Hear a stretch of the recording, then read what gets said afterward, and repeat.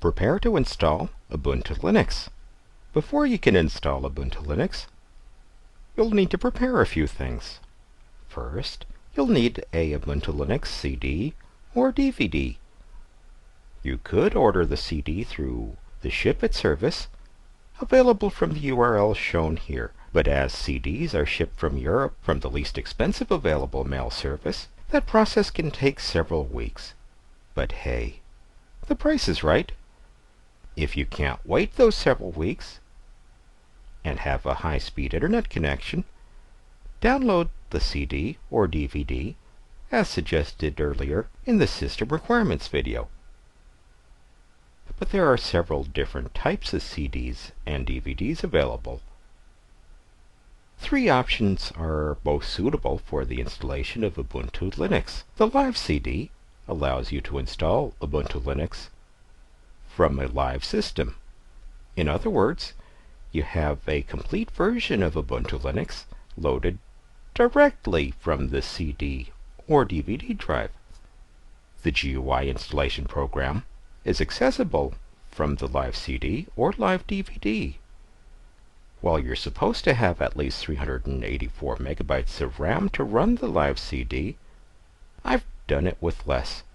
256 megabytes of RAM is typically sufficient for me. The alternate CD does not include a live version of Ubuntu Linux, but it does allow access to the text mode installation program. The DVD includes features of both. In other words, it supports the loading of a live Ubuntu Linux system from the DVD media and access to the GUI installation program. It also supports access to the text mode installation program. All of these images can be downloaded as ISO files, typically with .iso extensions. Just be aware, these files are typically as big as the CD or DVD media for which they're intended. In other words, if you're going to download a Ubuntu installation CD, be prepared to download about 700 megabytes of data. For a DVD, be ready to download over 4 gigabytes of data. There are other variants on installation, such as Ubuntu Server, which we'll discuss in another video. Once you've selected and downloaded a installation ISO image, you could burn that image from the .iso file direct to a physical CD or DVD using a suitable program. Linux is filled with suitable programs for this purpose from the command line or from the GUI, such as Nautilus or K3B. But since the ISO standard is pretty universal, you can even burn those files to CDs or DVDs using applications available on Microsoft Windows. But you may not even need to burn the ISO file. If you use a virtual machine, such as VMware, you can mount the ISO file directly as if it were a CD or DVD. That's what I do on a VMware server system. I specify 256 megabytes of RAM, and in my case, an 8 gigabyte hard drive, as shown here.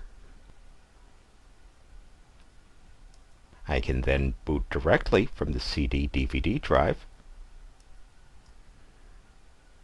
to get to the boot menu, shown here.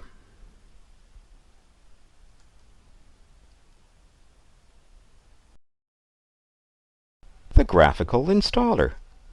The GUI installer used to be available only from the live CD or DVD. I still recommend that you start the graphical installer from a live Ubuntu system, as I feel, and this is just my opinion, that it's the best way to install Ubuntu if you feel the need to use the GUI for installation. To boot the live CD or DVD, select the first option from the boot menu shown here. However, starting with the Hardy Heron release, you can bypass the live CD or DVD for the GUI installation by selecting the Install Ubuntu option, the second option, from the boot menu shown here. The names of these options have varied by Ubuntu release. So if you're using something other than Hardy Heron, what you see on your screen may vary. Once the live CD is loaded, you'll see the screen shown here, a fully functional version of Ubuntu Linux.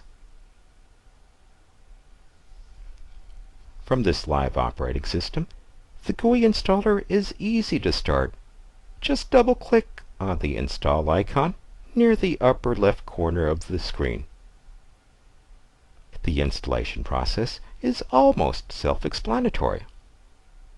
Let's review the basic options. The first step is associated with language. For the remainder of the installation, as well as the default language for the system. The second step allows you to select your location. If you're already familiar with text mode installations, you'll realize that this is one case, a rare case, where the GUI installation is somewhat more flexible. The third step supports the selection of different keyboard layouts. The default you're given assumes you're using a keyboard associated with the standard language of the country where you're located. During the fourth step, you can either allow Ubuntu to specify standard partitions by selecting one of the guided options, or you can customize partition sizes yourself by selecting the manual option. If you select the manual option, you'll want to specify the size of partitions to be configured. Just remember, at minimum, you'll want at least a top-level root directory partition and a swap partition. And make sure partitions, especially those which overwrite existing systems, assuming you've saved the data, are formatted. With the next step, you're prompted to identify yourself, the user account that you want to create, the password for that account, and the name for the system. The last step, well, sort of the last step you have to input things to, summarizes what you've configured. If you don't want the master boot record to be overwritten with the grub bootloader, click Advanced. You'll see some options in the screen that appears. Once you've gone through all these steps, click Install.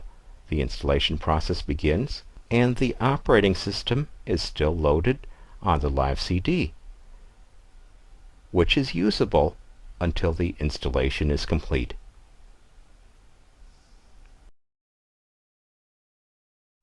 The Ubuntu Text Installer.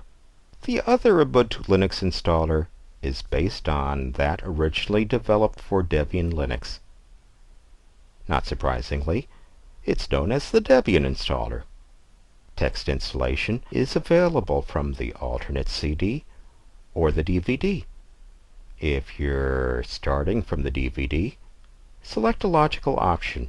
In the case of Hardy Heron, the option is called Install in Text Mode. The actual name of the option has varied over the years. For most steps, the text installer provides additional options and flexibility for customizing and monitoring the installation. Real Ubuntu administrators, in other words, people who pass the UCP exam and get the high-paying jobs in real life, understand text mode installations. As I can't go over every text mode option, I'll just go over the highlights. with screenshots in the next several videos. Be aware, the order of steps may vary slightly by release, or even depending on whether you're running the text mode installation from the DVD or the alternate CD. The installation process starts with a choice of languages, followed by countries associated with a location, in this case associated with a language. Note the countries shown here are all associated with the English language. This can be a bit problematic if you're in a country not associated with the language that you're using.